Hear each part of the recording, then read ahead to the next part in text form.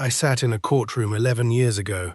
defending myself in a dispute over our late father's small hardware store,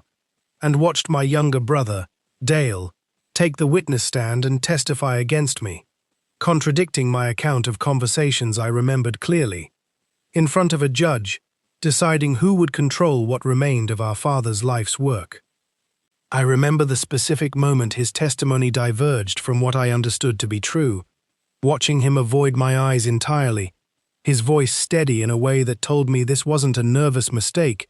but a deliberate choice he'd made before ever walking into that room. We haven't spoken since that day. 11 years of silence between brothers who'd once shared a bedroom, a business, and, I'd always believed, an unshakable loyalty. I want to tell you what actually happened,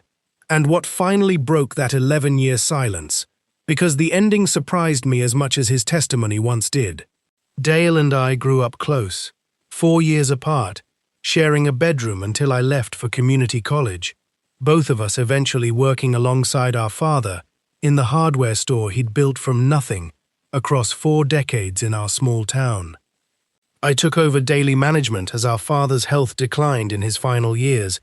while Dale worked a separate career as an accountant, remaining involved in the business's finances but not its daily operations, an arrangement I'd always believed was mutually understood and agreed upon by both of us. I remember specific summers from our childhood, both of us working the store's floor together during school breaks, our father teaching us both the same skills, treating each of us, at the time, with what felt like careful equal attention. I don't think either of us imagined, sweeping that same floor as boys, that decades later, a courtroom would be deciding which of us truly deserved to inherit it. Our father passed without a fully updated will, an oversight that left the store's actual ownership genuinely ambiguous between us, a situation that escalated over several difficult months into formal legal proceedings neither of us had wanted, but both of us felt forced into by circumstances and, increasingly, by each other's positions. I believed, based on numerous conversations with our father in his final years, that he'd intended the store to pass to me specifically, given my daily involvement. Dale believed, based on his own separate conversations, that our father had intended a more equal division, reflecting both our contributions, financial and operational. I remember a specific conversation with our father, about 8 months before he passed, sitting in his hospital room, him telling me directly, I believed unambiguously, that the store was mine to run as I saw fit going forward. I held on to that specific memory with real certainty throughout the following dispute, unable to reconcile it with whatever Dale believed he'd separately been told. I want to describe that courtroom moment specifically, because 11 years hasn't fully dulled the specific shock of watching my own brother testify to a conversation with our father that directly contradicted my own memory and understanding. Dale testified that our father had told him, clearly and directly, about 6 months before passing, that he wanted the store divided equally, a conversation I had no memory of ever being told about, and one that, if accurate, considerably undermined my own legal position in that dispute. I remember watching the attorneys, both mine and his, exchange the specific dates each of us claimed our father had spoken to us. My hospital room conversation 8 months before his death, Dale's account of a conversation 6 months before, uncomfortably close in timing, close enough that I found myself, sitting in that courtroom, briefly wondering whether our father had genuinely changed his mind between those 2 conversations, rather than either of us simply misremembering or fabricating. The judge ultimately ordered a division closer to Dale's account than mine, a legal outcome I've made peace with over the years, understanding that courts operate on evidence rather than certainty. What I never made peace with, for 11 years, was the specific betrayal of watching my own brother testify against me, rather than finding some private, family resolution before things escalated that far. I left that courtroom without speaking to him, and neither of us reached out in the weeks that followed, an initial silence that gradually hardened, month by month, into the 11-year estrangement that followed. I remember the specific walk to the parking lot afterward, Dale several yards ahead of me, both of us moving quickly, neither of us looking back, an image I've returned to often over the following 11 years, as a kind of visual marker for exactly when the silence formally began, even though neither of us ever explicitly declared it. I want to describe what those 11 years actually looked like, because prolonged estrangement isn't usually a single dramatic absence, but an accumulated pattern of quiet decisions to maintain distance. We attended the same extended family funerals and occasional weddings over those years, technically present in the same rooms, but deliberately positioned apart, polite to mutual relatives, but never directly acknowledging each other, an uncomfortable dance our wider family learned to navigate around without ever directly addressing. I remember a specific cousin's wedding about 5 years into the estrangement. Both Dale and I present, both of us apparently invited to different sides of the same reception hall by relatives who'd learned, without ever being explicitly told, that keeping us physically separated prevented the awkwardness neither of us knew how to navigate directly. I noticed him only once that evening, briefly, across the room, and neither of us made any move toward the other. I want to be honest about something uncomfortable, because I think it matters for the fuller story. For most of those 11 years, I held on to a specific certainty that Dale had simply lied under oath, motivated by financial self-interest, a certainty that made continued estrangement feel not just understandable, but morally justified. It took considerably longer than I'd like to admit before I genuinely questioned that certainty, before I considered seriously that Dale might have believed his own testimony completely, that our father might have said different things to each of us at different times, each of us remembering our own conversation accurately rather than either of us lying. I remember specific years where that certainty felt less like a belief and more like a permanent, settled fact I'd stopped actively examining altogether. Simply carrying it forward year after year, the way you carry any old grievance eventually worn smooth from repeated handling, no longer sharp, but no longer questioned either. The reconsideration began, unexpectedly, when my own daughter, now an adult, asked me directly during a family gathering why her Uncle Dale was never present, forcing me to actually articulate the situation aloud to someone who'd grown up with only a vague, unexplained sense of family tension rather than the full history. Explaining it to her, hearing my own account spoken aloud after years of only replaying it privately, I noticed something uncomfortable. How much of my certainty about Dale's dishonesty rested entirely on my own memory of a conversation neither of us could actually verify independently, our father no longer alive to confirm either version. I remember my daughter's specific follow-up question, asked with the genuine, unguarded curiosity only someone outside the direct conflict could manage. But Dad, couldn't Grandpa have just told you both different things without either of you lying? I didn't have a ready answer for her in that moment, the question landing with more force than I expected from someone who'd never even met Dale as an adult. Around this same period, already considering retirement after selling my portion of the eventually divided hardware business, I began seriously researching retiring abroad, specifically the Philippines, drawn by the same financial relief many retirees describe. I want to be honest that part of my motivation was a genuine desire to build something new, deliberately separate from the specific town where the courtroom, the store, and 11 years of unresolved family tension all remained physically present as constant, unavoidable reminders. I moved 18 months ago, settling into a coastal community and building a genuine local routine, distance from the physical reminders of the old dispute giving me, unexpectedly, more emotional room to actually reconsider the entire situation, rather than simply continuing to react defensively whenever it resurfaced.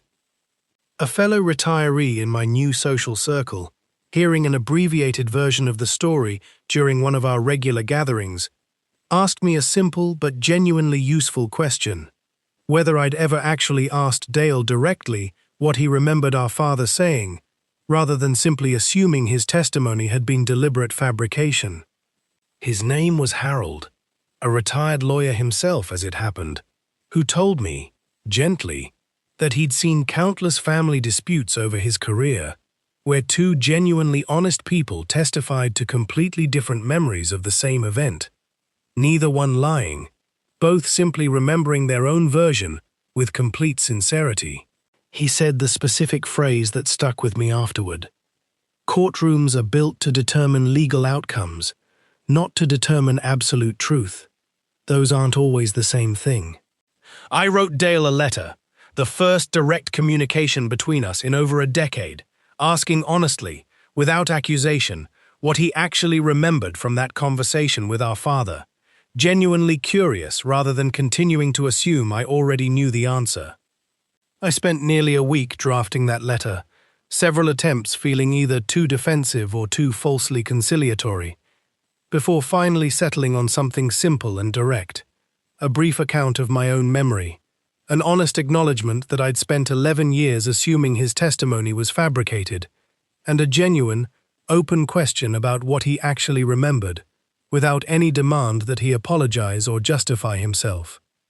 I sent it uncertain whether he'd respond at all, understanding that 11 years of silence had likely calcified into its own kind of comfortable, if painful, permanent arrangement that he might have no interest in disrupting. Dale responded about 6 weeks later, a genuinely thoughtful letter describing his own memory of the conversation in specific detail,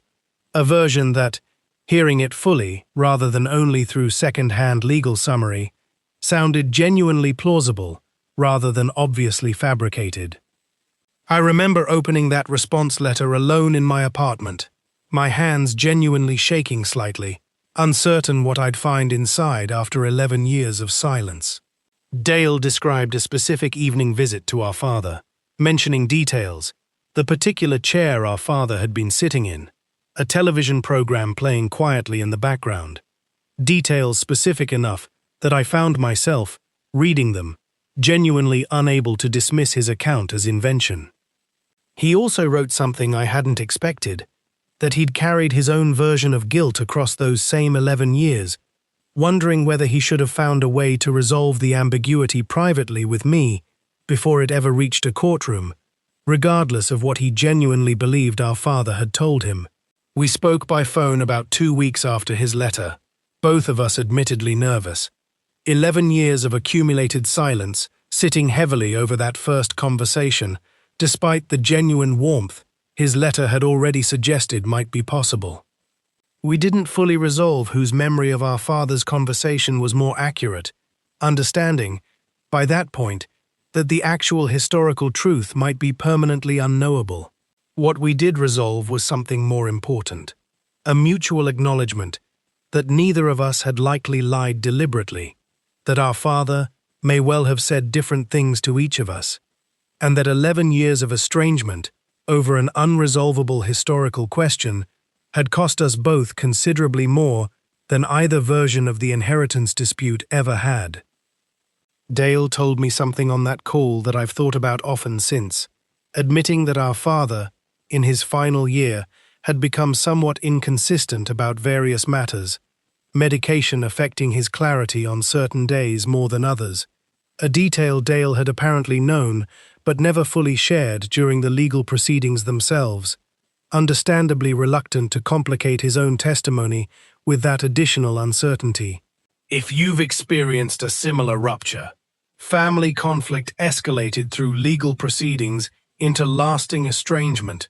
I want to tell you what this experience taught me. Courtroom testimony, however painful to witness from a sibling, doesn't always reflect deliberate betrayal. Memory itself is imperfect and inconsistent, and two people can genuinely, honestly remember different versions of the same conversation without either one lying. I'd encourage direct, curious conversation eventually, once enough time has passed for raw anger to soften into genuine questioning, rather than assuming your own memory's certainty automatically means the other person's differing account was dishonest. I'd also encourage you not to wait as long as I did to write that letter. 11 years is a long time to carry a certainty that, once actually examined, turned out to be considerably less solid than it felt during all those years of undisturbed conviction. The specific discomfort of questioning your own memory is real, but I think it's worth sitting with far sooner than I eventually managed to. Dale visited 4 months ago, our first in-person meeting in over 11 years, an initially awkward but genuinely warm reunion that neither of us fully expected to feel as natural as it eventually did. If you're carrying your own version of this specific kind of estrangement, court-related or otherwise, I hope you eventually find the same willingness I did, to question your own certainty, to write the letter you're not sure will be answered, and to discover, as I did, that 11 years of silence sometimes ends not with a dramatic reconciliation, but with a simple, honest question finally asked. I'll see you in the next one. I want to describe Dale's actual visit here in more detail, because I think the specifics matter more than the general fact of reconciliation. He arrived nervous. I could tell immediately at the airport, both of us managing an initially awkward embrace before settling into something more genuine over the following days. We spent considerable time simply walking the neighborhood together, no particular agenda, talking through smaller pieces of the 11-year gap, gradually, rather than trying to compress it into a single, exhausting conversation. On his third evening, sitting on my small balcony with modest local drinks, Dale brought up our father directly, unprompted, sharing a memory I'd genuinely forgotten. Our father teaching both of us to fish at a lake near our childhood home, patient in a way neither of us had fully appreciated until we were adults ourselves. We spent nearly 2 hours that evening simply remembering him together, the specific texture of a father neither the courtroom nor the 11-year silence had managed to fully define after all. I want to mention one final practical detail, because I think it demonstrates how completely our relationship had actually shifted by the end of that visit. Dale mentioned, almost in passing, that he still occasionally regretted how the entire inheritance situation had unfolded, wishing we'd found some way to divide our father's legacy without ever needing a courtroom's involvement at all. I told him honestly that I'd come to the same regret, understanding now that whatever the actual truth of those separate conversations with our father, neither of us had needed a judge's ruling nearly as much as we'd needed, at the time, to simply talk to each other directly and trust that whatever we decided together would have honored him better than any legal proceeding ultimately did. We didn't resolve anything further about the store itself, long since sold and divided according to that original ruling,